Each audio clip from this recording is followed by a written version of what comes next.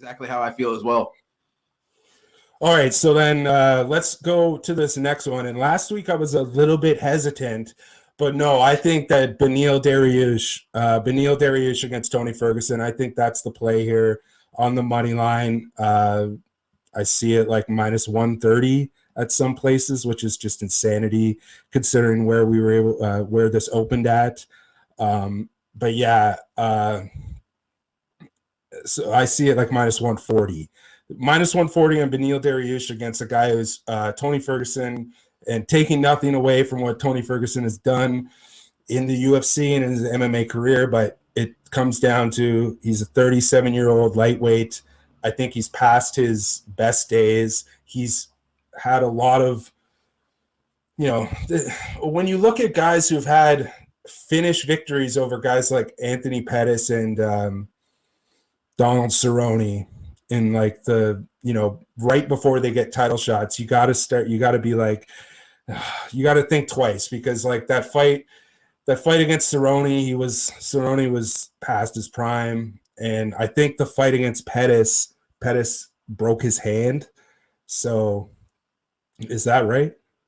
Sounds about right to me. Yeah, I think that's the right fight. Yeah, that was kind of a Pettis quit job. It felt like Pettis knew the fight was lost. Why go out there and let this dude keep touching me with these razor sharp elbows? So, yeah, man, dude, this is such a tough fight, man, because it's like Dariush has there's areas of Dariush's game that's exploitable, right? And if Tony Ferguson really focuses on those areas, I think he can win the fight.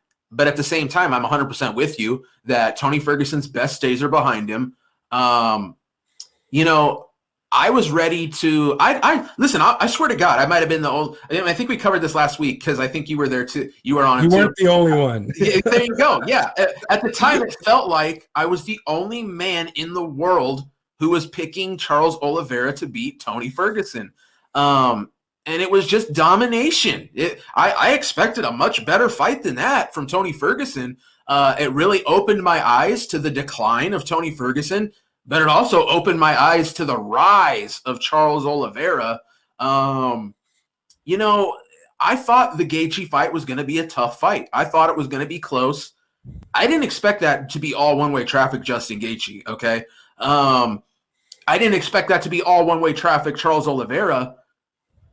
Beneil Dariush is not a tremendous gap down from either one of those guys. He's in – I'm not going to say that in the same class. I don't think Beneil Dariush ever captures UFC gold. I don't think Beneil Dariush ever fights for UFC gold, more than likely, just because he still does have some issues and he does have hitability.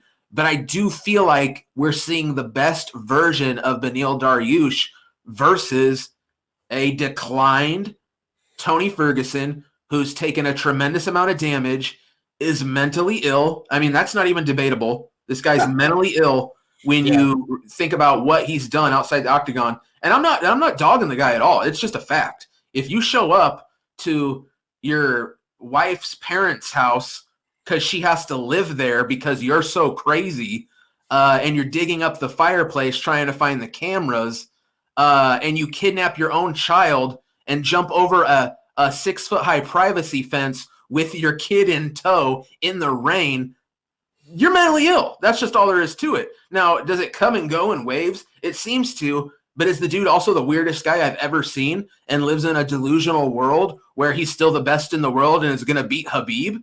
Yeah. Yep, that's Tony Ferguson. At this point, I just feel like regardless of the skills this man possesses, I don't think I can back Tony Ferguson unless we're talking yet again a step down in competition from a Beneil Dariush. And like I said, can Tony sharpen his game and exploit the problems we've seen in Beneil Dariush? Yeah, absolutely. Beneil Dariush very hittable. Beneil Dariush gets hurt. Beneil Dariush gets rocked almost every fight. Can Tony absolutely take advantage? Yeah, he can. He can win that fight. He can beat Beneil Dariush. I think so. But as it stands right now, I think this is a classic trajectory situation. Tony Ferguson, decline. Beneil Dariush, incline. It's going to be real tough for me to be able to convince myself that Tony Ferguson's the side in this spot.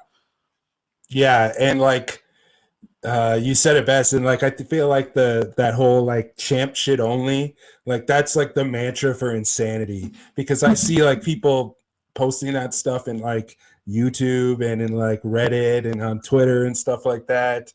That's like your guy. Your guy hasn't won a fight against somebody like, top level in how long? Like, come on, let's stop with the. But let's actually not stop, because all of this all of this ridiculous perception on a fighter who's past his prime against a guy who's not past his prime, and let's mention is the biggest fight of his life, right? In Beneil Dariush, and he's very deserving of this shot, right? And he's basically been working. This is a guy who fought Scott Holtzman 2 fights ago in a fight that he should not have taken, but he just wanted to get back into the octagon. It's a good point. Yeah, and he's I think he's going to make the best out of this moment. My only hesitation is him getting a little bit ahead of himself because of the crowd and trying to chase a bonus, but I'm past that. And it comes down to the numbers. Beneil Dariush 11-3-1 in his UFC career, plus 5.82 units. He's gone under the betting total, or sorry, that's not in his UFC career. That's just in his last 15 fights. But yeah, 9 of the last 15 fights have gone under, and he does have 5 decision victories in those 15 fights. But you look at Tony 8-2 in his last 10. But something interesting, if you've bet against Tony Ferguson, if you bet against him coming up to in his last, since we've seen him against Pettis, he's 2-2, and you've made money fading him, because I don't know how, but Justin Gaethje was like a plus 200 underdog to Tony Ferguson, and Charles Oliveira was like a plus 170 underdog, which is just absolutely insanity. Yeah, well, Al, here's the deal. When Tony Ferguson fought Justin Gaethje, there was a tremendous group of fan base who were telling me every day on my YouTube channel, Tony Ferguson will beat Khabib. And then I would have to let them know, not a chance, not even close. And then, Justin Gaethje and Charles Oliveira absolutely proved that I was totally right. And if Tony Ferguson fought Khabib, it would be one of the worst one-sided maulings in championship history. And Khabib might, catch a body, might catch a charge. I mean, straight up. I mean, Tony Ferguson does not want that heat. He might think he does, but he don't. Khabib smashes this dude, and it ain't even close. So.